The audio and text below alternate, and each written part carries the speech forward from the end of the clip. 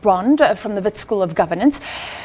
Firstly, when we look at 10 years of BRICS, the big, easy question is, what tangible do we get out of this? Well, indeed, we have in Santon one bit of the evidence, which is a bank, the BRICS New Development Bank. That bank is headquartered in Shanghai. We actually, in 2013, were given the tantalizing option of hosting it, but it was moved to Shanghai. And it was only last August. Do you remember they launched it here with great fanfare?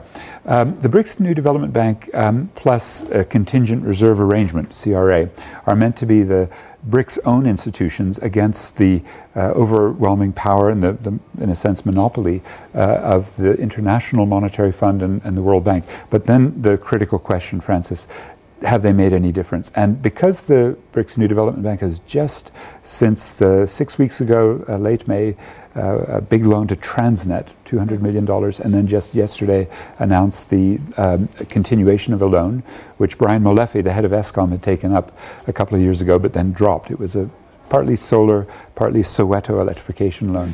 These are very controversial. And for example, I was just in Santon, where about 150 protesters this morning were concerned from South Durban that the Transnet loan will be displacing people and continuing the port petrochemical complex pollution, as well as climate change, as well as, look, to be frank, corruption, because even Popo Molefe, the new head of Transnet, has very openly said that institution is still chock full of corruption.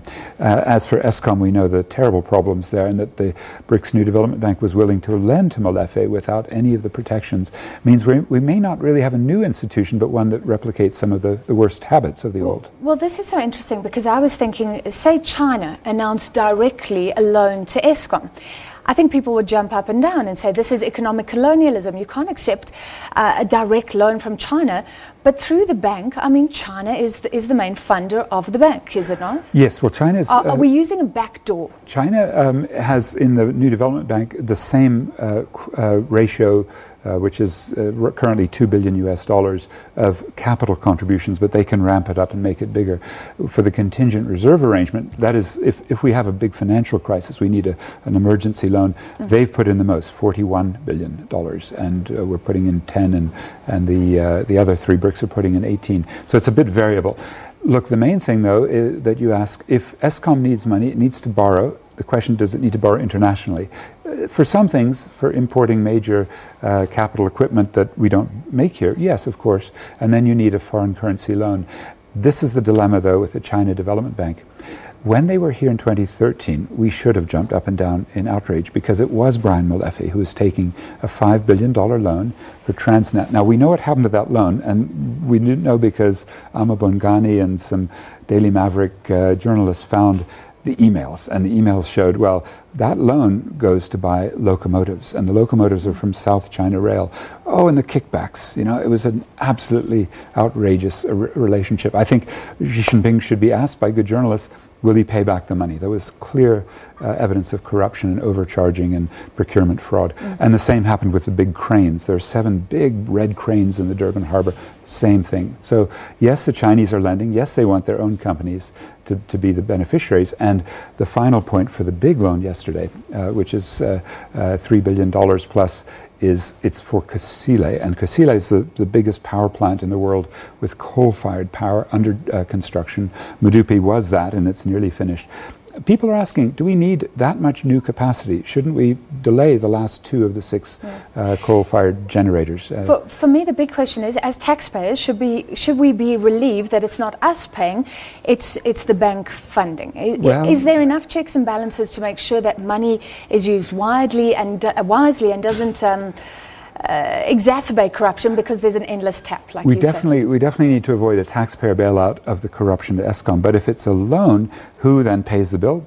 We do as consumers of electricity. Our tariffs go up. The dilemma is particularly because when the World Bank made its biggest loan ever for Medupi, it knew that Hitachi, the main company doing the work, had gotten a quarter ownership from the ANC's Chancellor House. And that then led to Hitachi being fined $20 million, 270 million rand in the United States for corruption, the Foreign Corrupt Practices Act. Hitachi admitted and went into a settlement and paid. Why didn't we then prosecute? Well, because the ANC Chancellor House and the government are a little bit too closely linked. It means we could call this loan odious. An odious debt is one that wasn't done properly. It was done with corruption. I think the Chinese might be warned if a new government comes to power in this country and has to pay back an ANC bonsala, a corruption-related loan with Hitachi, with Chancellor House.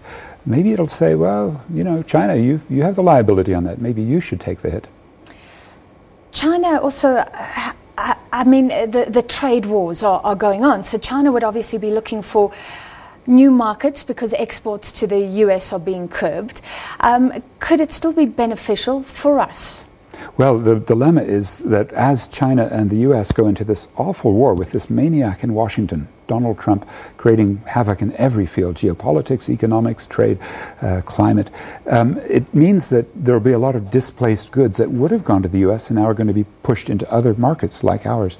Look, we just got hit so hard in steel. It's a good example because, Francis, our #2 steel plant, which was in Emscher-Schleini, Wittbank, owned by a Russian, Roman Abramovich. You remember Evros Heifeld, Columbus Steel, and it went under 2 years ago because of the dumping of Chinese steel. Every year they produce about 800 million tons. We're only producing 6 million. They have about 400 million excess capacity. They just, you know, sell it under the value, and we're finished. In fact, the #1 producer is called ArcelorMittal, owned by an Indian, Lakshmi Mittal. Ironically, you know, this is where we'd hope for collaboration with the BRICS economically, but we see kind of a cannibalistic capitalism, and I think that's going to be the challenge. Rob Davies, our trade minister, had gone to the last BRICS summit. It was in Xiamen, China last year.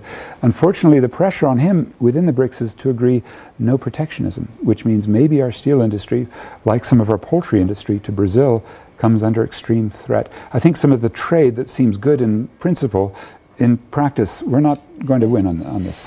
So, some analysts have been saying the trade war at least will give impetus to the BRICS bloc, at least give it something to hinge around.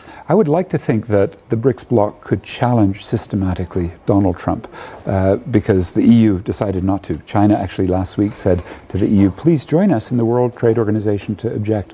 We would anticipate Donald Trump to walk out of the WTO as well. The problem is that Donald Trump also was meeting with Vladimir Putin last week in Helsinki. Hey, they got on like a house on fire, and he's very tight with Modi and with Temer. So this is a split BRICS when it comes to the big challenge, which is Washington imperialism. So, Professor, stay with us, please. Hold your thoughts. Let's cross to Arabile Gumede. You saw him there.